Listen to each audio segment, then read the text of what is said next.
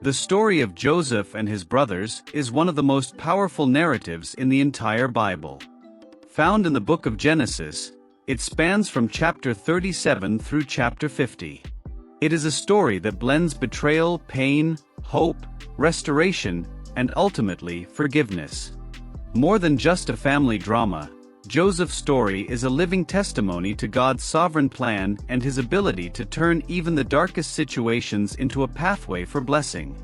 In this script, we will walk through the journey of Joseph, from being his father's beloved son, to being betrayed by his own brothers, to rising as a leader in Egypt. Most importantly, we will see how forgiveness and God's plan are intertwined, offering us lessons that still apply to our lives today. 1. Joseph's favor and his brothers' jealousy. Joseph was the 11th son of Jacob, but he held a special place in his father's heart. Jacob loved Joseph more than his other sons and gave him a special robe, often described as a coat of many colors. This robe was not just a garment, it symbolized favor, privilege, and inheritance. His brothers, however, burned with jealousy.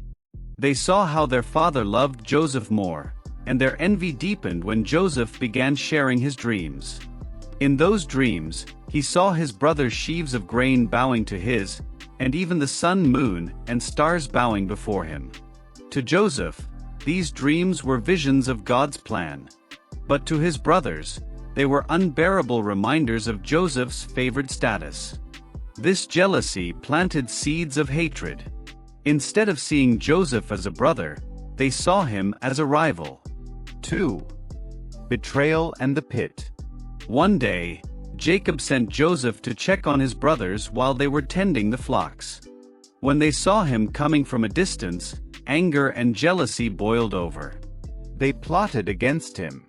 At first, some brothers wanted to kill him, but Reuben, the eldest, persuaded them not to shed blood. Instead, they threw him into an empty pit. Later, Judah suggested selling Joseph to a caravan of Ishmaelite traders heading toward Egypt. For 20 pieces of silver, Joseph was sold into slavery.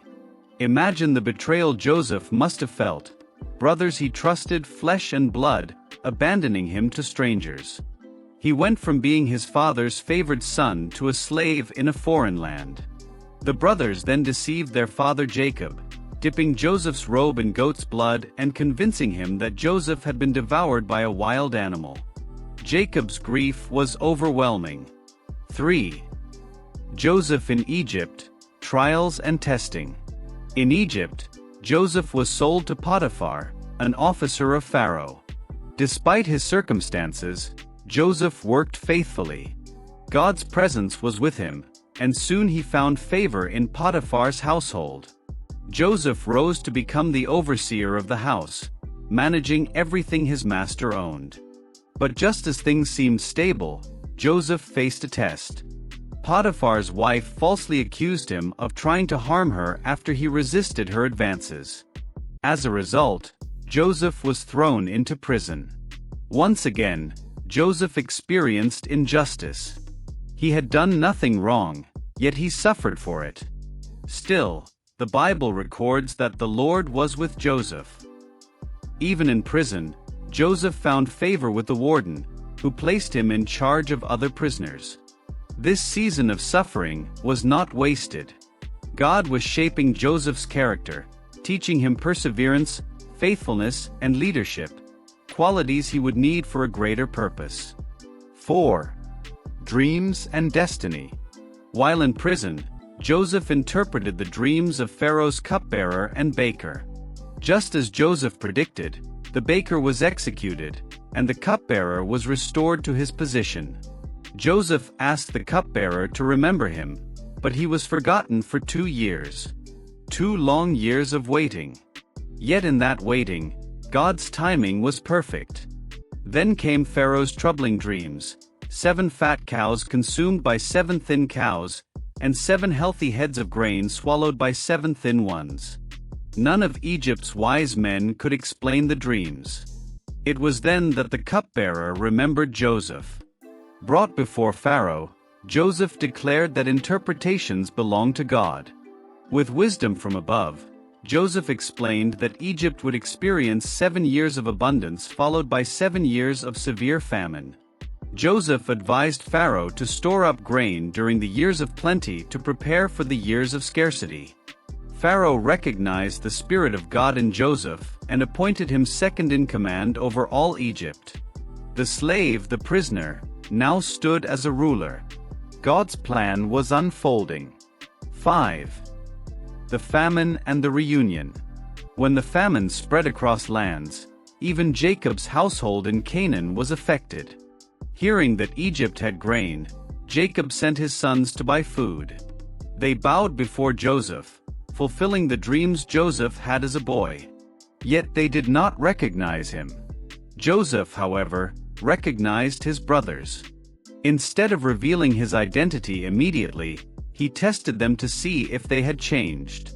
Through a series of interactions, including holding Simeon, demanding Benjamin be brought, and planting his silver cup in Benjamin's sack, Joseph observed his brothers' hearts. Finally, Judah stepped forward and offered himself in place of Benjamin, showing that the brothers had transformed. They were no longer selfish and cruel but repentant and protective. At this moment, Joseph could no longer hold back. He wept and revealed his identity. "I am Joseph, your brother, whom you sold into Egypt." 6. Forgiveness beyond measure. Joseph's words after revealing himself are among the most powerful in Scripture. "Do not be distressed or angry with yourselves because you sold me here, for God sent me before you to preserve life." Genesis 45 verse 5. Joseph forgave his brothers. Instead of revenge, he offered grace. Instead of punishment, he extended reconciliation. Joseph recognized that even though his brothers intended harm, God had used their actions for good. This moment shows us the essence of forgiveness, choosing to release bitterness and trust God's higher plan. 7. God's plan unfolds. Joseph invited his family to live in Egypt, providing them with the best land. Jacob, overwhelmed with joy, reunited with the son he thought was dead. The family of Israel was preserved during the famine. Later, after Jacob's death, Joseph's brothers feared he might take revenge. But Joseph reassured them with these words: "You meant evil against me, but God meant it for good, to bring about that many people should be kept alive." Genesis 50 verse 20. Joseph's story is a powerful reminder that God's plan is bigger than human betrayal. What others intend for harm, God can transform into a pathway for blessing. 8. Lessons for us today. A. God's sovereignty. Joseph's life shows that God is in control, even when circumstances seem unfair. Slavery, prison, betrayal, none of these could derail God's plan. B. Forgiveness brings freedom.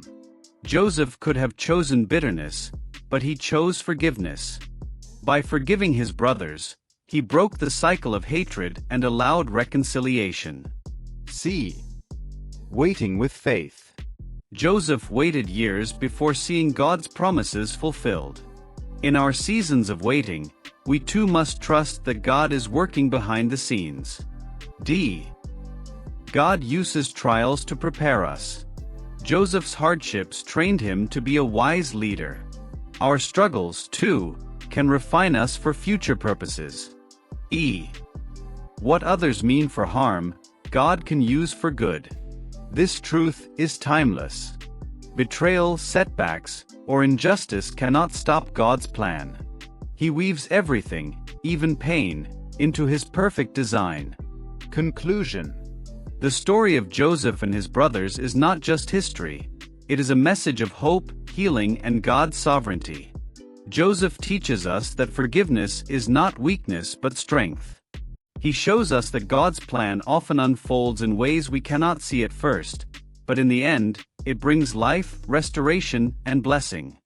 So when we face betrayal, trials, or uncertainty, let us remember Joseph's words.